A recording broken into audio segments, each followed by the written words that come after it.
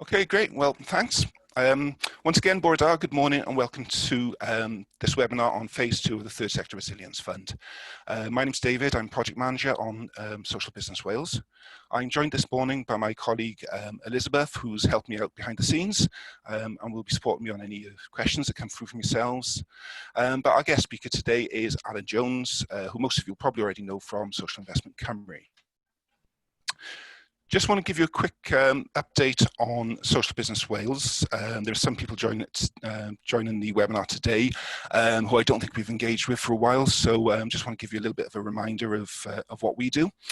We're a Wales-wide programme of support for social businesses. We're funded by the European Regional Development Fund and by Welsh Government. We provide bespoke growth support for social businesses, and we also now provide startup support for new social businesses across Wales.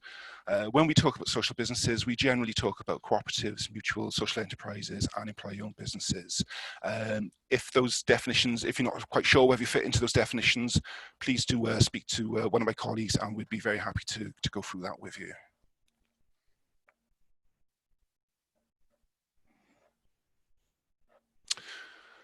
Okay, the support we offer, as I said earlier on, is bespoke. Some things that are particularly relevant from this list for today's presentation. We do a lot of work on board development and support and governance. We do a lot of work on business, financial and marketing planning. We can incorporate social businesses. And we also do a lot of work with businesses that want to work together to either collaborate or to form a more formal consortium. Over the last couple of months, obviously it's been a difficult time for everyone. We've tried to support the sector with as much information as we've been able to pull together based on the inquiries that we've had from our clients. Our website, wales.coop/COVID-19 hub, which I've got at the bottom there, is where we store all of this information. There's some really, really good fact sheets and previous webinars on things like finance and cash flow, previous funding approaches, staffing, HR and furlough, amongst the other things you can see on the list there. We've also got a lot of webinars coming up which might be of interest to you around specific sectors, tourism and food. Introductions to access and procurement is something I'm working on, developing cooperatives, and we're involved with the Tech Fest for Social Good as well in October. That's it from me at the moment, so I'm going to pass on to Alun, who's going to tell you about the second phase of the fund. Diolch, Dave. Bore da pawb a chroeso cynwysiau i chi gyd. So, I'm not supposed to start with an apology, but I am actually looking at you. It's just the way the camera is set up on my various screens. So if I look as though I'm avoiding you, I'm not doing, honestly. Okay, so since the beginning of all this COVID nonsense, we've been running Third Sector Resilience Fund for Wales in its previous guise as a safety net and survival funding for third sector organisations. And having a recovery phase was always part of the plan. So what we've got today, launched last week, is that, and we're branding it as phase 2, very similar in structure to the previous phase. The detail and everything that's on my slides is already on the WCVA website. I'm going to try not to just read out the website to you. The effort is here just to highlight the key bits, explain some of the differences if you're familiar with the previous round, and keep this quite quick because I want to allow enough time for questions at the end to clarify anything that people do need. So first change, up to £100,000 worth of support this time. It was £75,000 last time. It is only revenue funding, there's no change there. Small bits of capital, nominal stuff up to £5,000, which just stops us arguing about whether a computer and a mobile phone are actually capital items or disposable. Again, 75% grant, 25% is repayable loan, but on the repayable element, no repayments for 2 years, no interest for 2 years, and then you have up to 10 years to repay at an interest rate of 3%. So almost that phrase quasi-equity, patient capital, whatever you want to call it, that is the aim with this. Because we're aware that everybody's having enough problems as it is at the moment, and the last thing you want is to be giving all the money that we've given you straight back to us in repayments. The way it's going to be paid out, 80% is going to be paid upfront, and 20% then after 3 months with some monitoring bits against that. Monitoring is going to be very much light touch. Those of you familiar with accessing European funding, this is going to be nothing like that. So you can rest easy in your beds. As it says on the website, and I've put on here, defrayment must be by the 31st of March 2021. If I explain what that actually means, we have to have it defrayed by the 31st of March 2021. So the definition of that is that we need to have back from you a signed acceptance of our offer letter, and we need to have been in a position to have paid out the first 80%. So we don't have, at the moment, a specific closure date for the fund. But if you think about it and work back in terms of getting applications in, the message that we're giving to people is, we really need to see applications in probably by Christmas to make sure that we're going to be giving you a chance to hit that. Okay, we don't. The honest answer is we don't know what the demand is going to be like, what the volume of applications is going to be like, but that will be the that will be the determining factor on how long it takes to put something through the process. So if you've got an idea, let's start having the conversations early and keeping it moving along. Okay, Dave, thanks. You could move to the next slide. So in terms of eligibility for this, all the usual suspects in terms of social enterprise business structures. The one thing that we have changed from phase 1 is that we are making it open to unincorporated bodies to apply for the funding. Although a condition of this will be that as part of the process, you do commit to becoming incorporated, and that no money will actually be released until the incorporation has completed. But we didn't want to exclude people with good ideas and trying to make things happen. But at the moment they were an unincorporated body. The reason behind the incorporation bit is all to do with liability and regulation for the repayable portions. It's not our job to be creating personal liability for individuals. And the basic rule of governance, 3 unrelated directors, trustees, that's something we're making a little bit clearer this time around. So that is that.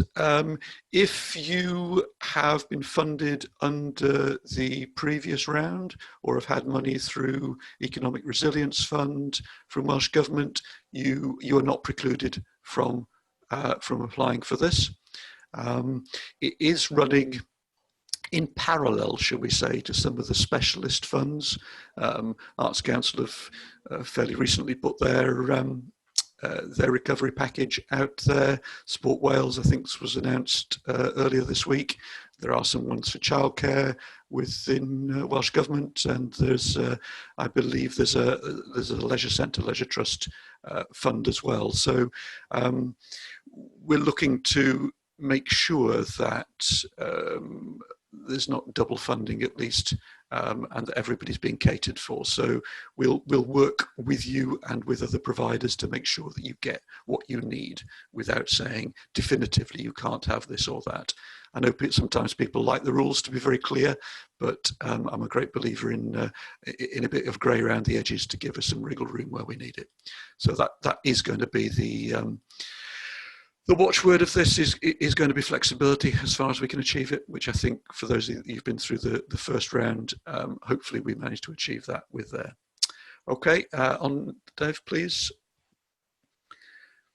So with this, we have divided it up into 3 three phases, three strands, we're calling them. Essentially, they're largely the same, but it just helps concentrate the thought and focus the planning for it. The survive part of it is very much the same as it was for first time round. You know, we're well aware of the hidden problems that COVID has brought. You know, things are taking longer to reopen, I think, than most people expected.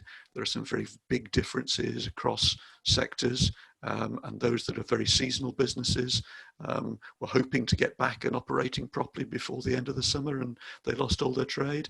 Well, actually, for some, that's not happened. And there's been, you know, to be fair, there's been an awful lot of money around for the sector from various funds, which to an extent has managed to has done some great work, but has also to an extent kicked the can down the road a little bit. And some of these problems are going to start popping up again, especially with furlough finishing next month. So we felt that it was important to keep this survive function in there. As I said before, just because you had funding from us under what was the survival fund previously, it doesn't preclude you from having another go at it within this round. But what we will expect to see is that there has been some significant change from what happened previously and how you were funded before. Bearing in mind that the funding last time round was in theory sufficient to get you through to March. We accept that, you know, best laid plans, etc., can change, so it is still there. So we're expecting a few people to come back and say things have changed dramatically. I do need a bit more money here, and a few are saying I didn't need any money before, but now I did. So that's the survive. Again, very similar to before from before. As far as improve and diversify is concerned, so as far as improve is concerned, what we're asking people to do really is a self-examination of their business. And I think that's probably what everybody's been doing anyway. You know, what have we learned from over the last 6 months? What could we be doing better? What did we actually want to do better even before we had all these problems? So there's an opportunity now with funding that's being available to actually do some of the stuff that you might not have had funding for before, that you really want to invest in now, that will make you stronger, more resilient organisations, and also at the same time help some of that recovery. It may be around looking at alternative delivery models, you know, taking stuff online because of what you need to do now, because that delivery will be is going to become, I think, for many of us, a standard part of what we do in the future. And we've probably done some emergency work to get it online at the moment, but we've got a bit of time now to think about how that might be enhanced in the future. Similarly, online presence, you know, how good is your website in terms of making sales, taking bookings, accepting donations if you're a donation-led organisation? So could that be enhanced now where some of the face-to-face options are limited at the moment? It could simply be you need a better fundraising strategy with dedicated personnel doing it. So money available there to support the employment of people to work on that for you. And maybe even around impact recording and reporting that puts you in a better light when you're making some of these bids. What is the process that you've got in place for that at the moment? So that's sort of improve. Around diversify probably says what it is on the tin. You know, organisations look to move into new income generative activity to spread the risk of future issues. You know, resilience has been a key driver of the support for the sector in 2020. You know, maybe you're going to expand geographically, new income generative activities, or maybe even setting up a trading subsidiary to expand delivery with stuff that's become available now. So again, we're trying not to be prescriptive as to what we expect to see in that. You know, we're really up to you. Challenge us, please, to come up with the things that we haven't thought of, and see what we can do. And we've been open a week. We've had 5 expressions of interest so far, and they're all pretty interesting. All, I think, are fundable, and some stuff that, we hadn't thought of the specifics, but the general bits fall into these areas. The other bit I've put on here is collaboration, because that really is a key theme that we're trying to push here. We are geared up particularly to receive joint applications where there is a formal collaboration. So trying to work out how, when you apply for something that has a repayable portion to it, how do you allocate the liability for the repayable portion across several members of a collaborative bid. So we have been thinking through those sorts of things and trying to make sure that we're ready for them when they come. The collaborations may simply be informal ones, but informing what you're going to be doing, working with others, so that there actually could be separate bids from 2 people to deliver ostensibly the same project, but having different bits on there, and encouraging people to involve other social businesses in supply chains and things like that. So all good stuff there as far as collaboration is concerned. So again, let's start having those conversations quite early, because they're going to get quite complex, I suspect, as they move forward. Okay, Dave, thanks. Final slide.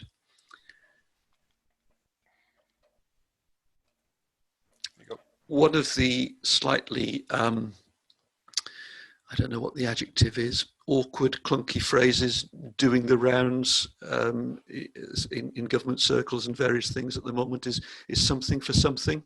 But so this is our something for something within it. And what we're looking to do is perhaps grandly called a sort of social community commitment. What are we expecting to see back in terms of the money? Yes, we're expecting to see a more resilient sector, but what does that look like in terms of indicators? And we're at one level that is going to be around the inevitable jobs, volunteers, service users, accepting that this isn't necessarily going to be about creating new jobs. There could well be elements of that in there, but it could be as much about protecting and safeguarding as there. But what is the range? What's the impact it's going to be? Are there going to be more volunteering positions? Protecting volunteering positions, and what's the end impact on service users? And how do you define service users? So that will be one level. And then we'll be looking for an agreed range of outcomes, probably 3 of them, linked to Wellbeing of Future Generations Act, but very much for you to define. They could be economic outcomes for your own business. That actually by diversifying into this, we expect to generate another, pick a number, £100,000 a year from this business, which will drop a £20,000 profit in and make us more sustainable. Those could be some of the outcomes. Again, we're not being specific, but the phrase measurable, I think, is the bit that the word measurable is what needs to appear in there.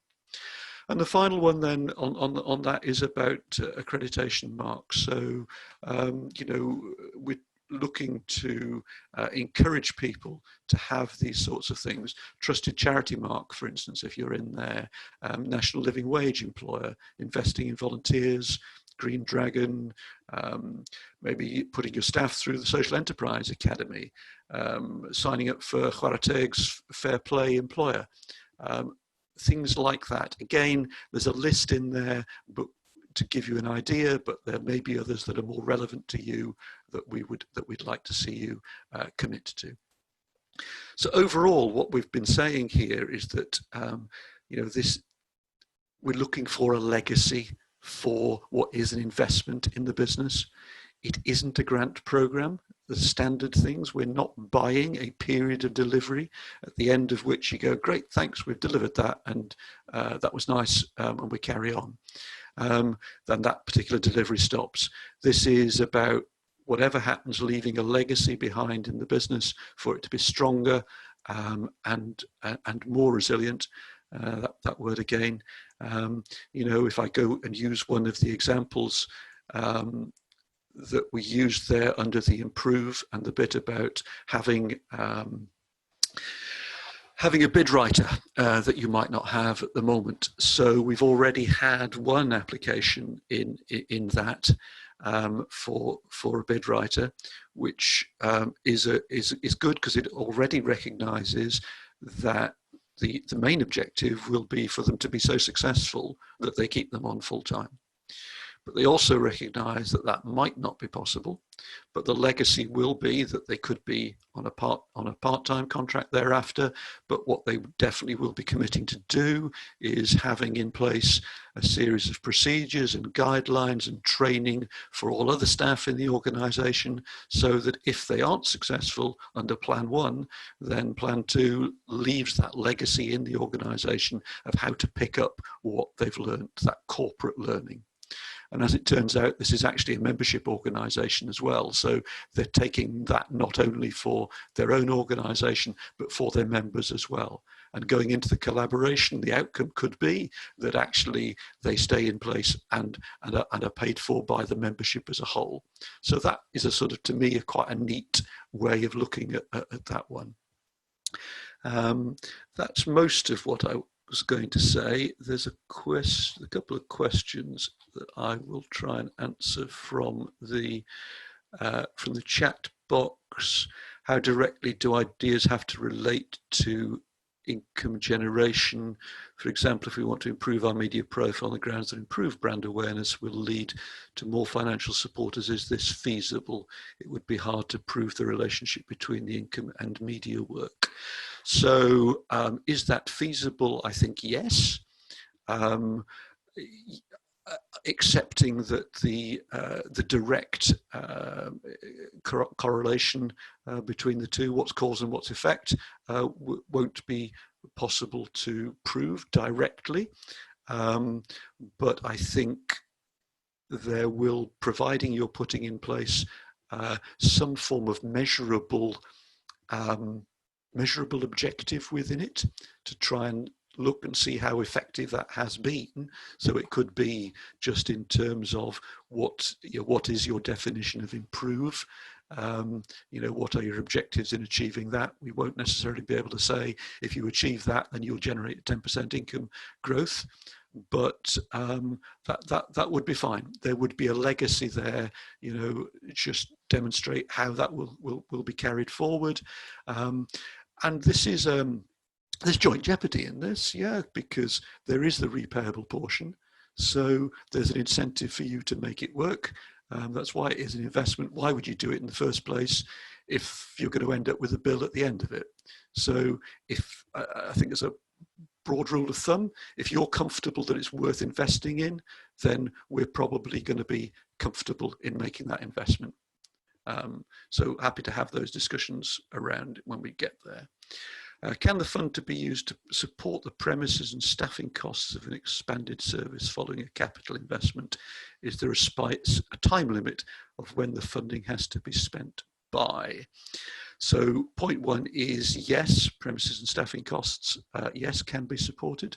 Because it's revenue funded, we couldn't support the fit out, but yes, put the bodies in there to make it work is revenue spend.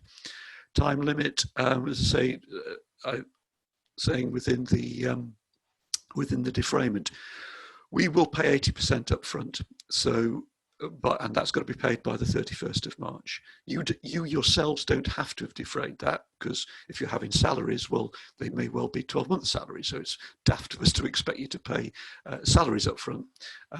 What we would like to see is a reasonable plan for the spend of that. If you're thinking that it's going to be 2 years before you're going to be spending that money, then maybe we might be having a bit of a conversation around whether we can achieve that or not. But if there is a plan for spending it within a reasonable time frame, he says, without committing himself to a figure, let's have that conversation. There's my wriggle room and my flexibility that we're trying to build into it. Okay, so do that. Can we apply under more one stream, for example, under both improve and diversify? Yes, very definitely. It's 1, 2, or 3, or in fact none if you choose to. Yeah, within any of those, what we're using those for, as I say, is the process, the information that we ask from you under the survive stream is slightly different or slightly additional, shall we say. But otherwise, the application is entirely the same for all 3 strands. In fact, improve and diversify, they're just molded into one. You wouldn't really notice the difference in there. As I say, it's partly for sort of monitoring purposes to see what it is people want to do and how it falls into place. But I say also just to streamline and focus the thoughts. Has there been any expansion in eligibility for social enterprises structured as limited by shares with asset lock, mission lock, and no dividends? Hi, Ricky. Yeah, we had this conversation last time. Short answer at the moment, no. The business model remains the same. All we have done is bring in the unincorporated bit, which I know doesn't answer your question. Can we utilize this to bring someone or a consultant on board to measure our social impact and improve our impact and services to the community and look at diversification? Yes, Vicky is the answer to that. Again, it's about legacy. So I would say 2 things on that. If you came in and just said, and I'm just going to pick a figure, I need £5,000 or whatever the figure is to pay for a consultant to look at my social impact and provide me with a report. If that was all your application, I'd not be desperately wild about that. If your application said, I want 15 grand because it's going to cost me 5 grand to get the report done, and without second guessing what that report's going to say, I've got a reasonable idea of, and I think you probably ought to have a reasonable idea of what you're going to need to put it in place and what you're going to, and take action as a result of it. And I've got a sort of a budget that comes to something like 10 grand to do it, then that's a far more attractive proposal to me, even though it's a bigger figure.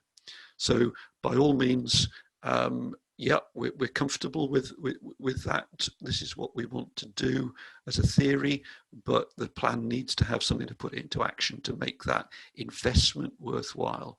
Yeah, I'm not really interested in just giving you a 75% discount to have in the costs of looking at your social impact. But if as part of that, there's a commitment in there to actually implementing the results of that, then fine. My favorite question, least favorite question. Following submission of an application, what's the time frame to receive feedback, a response, and to receive the first 80% if successful? Right, you're now going to get a very woolly and very evasive reply to this question, because the answer is it depends. It's a 2-stage application process. There is a first stage expression of interest, which is very light touch and reasonably straightforward. It's just asking you basically who you are, what you do at the moment, what you want to do, give us an idea of how much you want, and an idea of what your commitments will be under this social community commitment.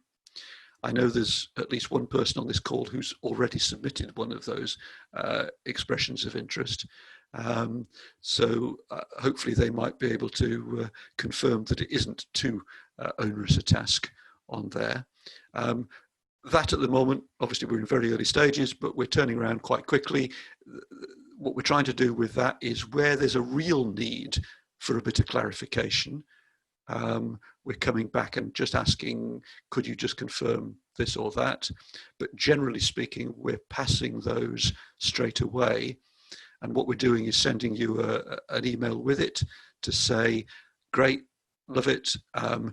We suggest that when you come to make the full application, you focus particularly on these areas because we can see they will be things that you'll need to highlight going forward. So we'll try and give you a bit of guidance in that. That at the moment is, we had one in yesterday, and the replies going back on that one today. So I can't.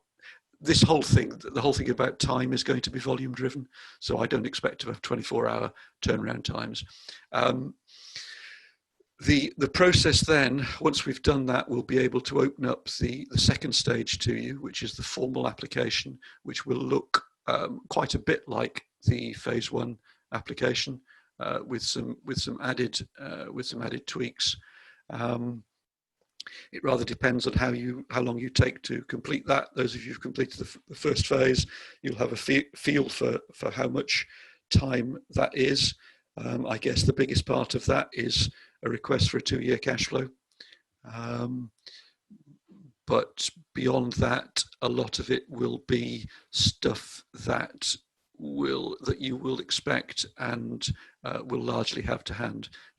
Latest accounts, latest management accounts, and a bit more detail on what the project involves. How long will that turn around? We have the processes in place. I say it will depend on the volumes that we're getting. We've been seeing on average about a month from submission to decision under the old phase. So that we got through 140 applicants altogether on that one. At one point we were getting about a dozen applications a day, which was causing us some, should we say, capacity problems internally. But I think we probably expect faster turnarounds than maybe you at large are perhaps expecting anyway. So we hope to be meeting people's expectations.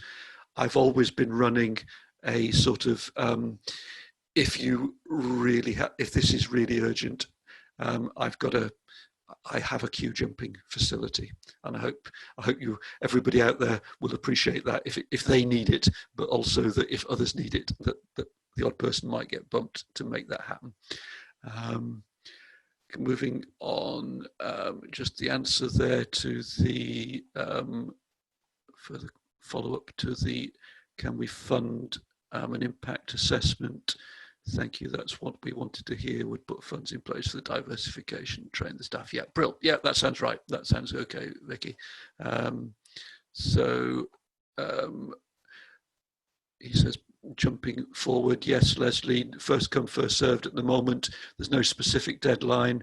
There's no specific ceiling on the amount as well that we've got at the moment. It's being managed as a portfolio across various other funds. So what we will do is if we do see volume or value of demand quite high, we may well put a message out that says, okay, we've got where we are at the moment, we will process and fund the ones we can, and from here on it will be we will be competitive. We reserve that right. So I think the encouragement is get your fingers out, get them in. Once you're in the pipeline, then that will book your slot. What have I got? Community-owned pub, 18 shareholders apply to employ a manager for a period of 18 months. Would there be any restrictions on the payment of any dividend?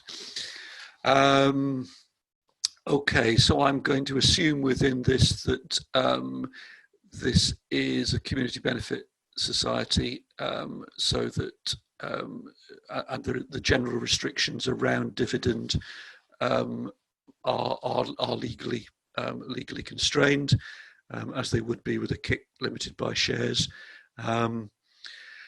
The honest answer to that one, Gareth, is so the two phases to this. Could you apply to employer managers? So yes, I think that would be acceptable on the basis of, if you like, and again, I'm making an assumption, you've been running as volunteers for a while, and getting it up and running to get it properly established, to work out whether you can fund, you can make the jump to having that in place, because I think that's important. We've funded a number of community pubs where that has always been the assumption, that the finances wouldn't take a proper paid position at the outset.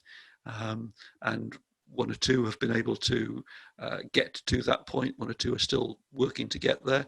So that is, that is a more resilient movement towards a more resilient position, and it enables you to, if you like, trial that at a reduced risk. So the idea is that at the end of it, yeah, if it works, you've made the jump, and the business will be far stronger for that professional input on a day-to-day basis, rather than having to rely fully on volunteers, something we would encourage. The two bits of detail in there, 18-month period for salary, I'd probably prefer it to see it at 12. We can look at that within the financial projections, but certainly if it's going to be 100% of salary, I think probably 18 months is pushing it a bit. But well, that's a debate that we'd happily have. Restrictions on payment of dividend. Again, a conversation to be had. If you're contractually bound to make those payments, then that is one thing. If they are discretionary dividends, then that is another. I think we would have a problem if we had a cash flow projection that suggested that there was going to be a significant payment of dividend during the period you were receiving support for the salary, and that salary was what was driving up the income that was enabling the dividends to be paid, if you see what I mean. So again, its context is everything there. I think probably a specific question that that we could have about your own circumstances, but that would be my high-level question. We're a cancer support charity. Could we apply for funding to support the setting up of a shop? Currently rent a property, like to purchase, run it as a separate income stream for our organisation.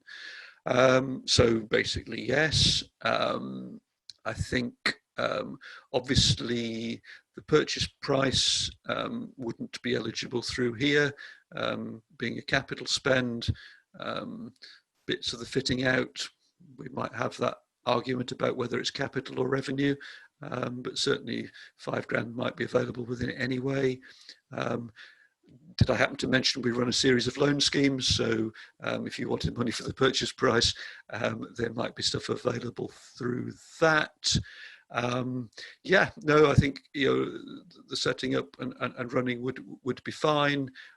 Yeah, just remember 25% of it is repayable, so that would be fine. Dividends in future years, yeah, fine. But I think, yeah, so I hope that answered your question, Dan. Gareth, yeah, so future years, okay, so yeah, fine. But I think thank you, Gareth, for asking the question anyway, because I think it is valid for, it's something I hadn't thought about for the period of funding here. So you won't find any reference to dividends in any of these guidelines at the moment, but it means something we know about. That's the end of what I was going to say, unless otherwise prompted, and that's the end of the questions I can see at the moment, Dave. That's great. Thanks a lot, Alan. You make chairing these events very, very easy. Thank you again for all of your contributions this morning. I've got to say, from our point of view with Social Business Wales, I mean, it's really, really encouraging to see such a flexible and ambitious approach. I mean, it really helps us when we're supporting our clients. So really looking forward to seeing the developments that come out of the second phase. just to finish it off to wind things up really. These are the contact numbers of Social Investment Cymru and Social Business Wales.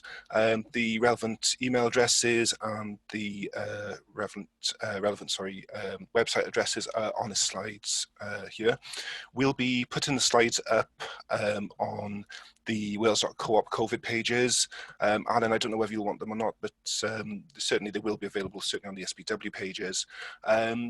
And thank you all for attending. Please do focus any questions around business support to Social Business Wales, the SBW Inquiries email address, and anything around the fund itself directly back to SIC at WCVA Cymru. Thanks again, everybody.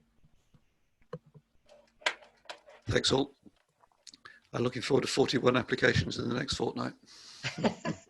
Oh no, 40, because one of you's already in, whose picture I can see on the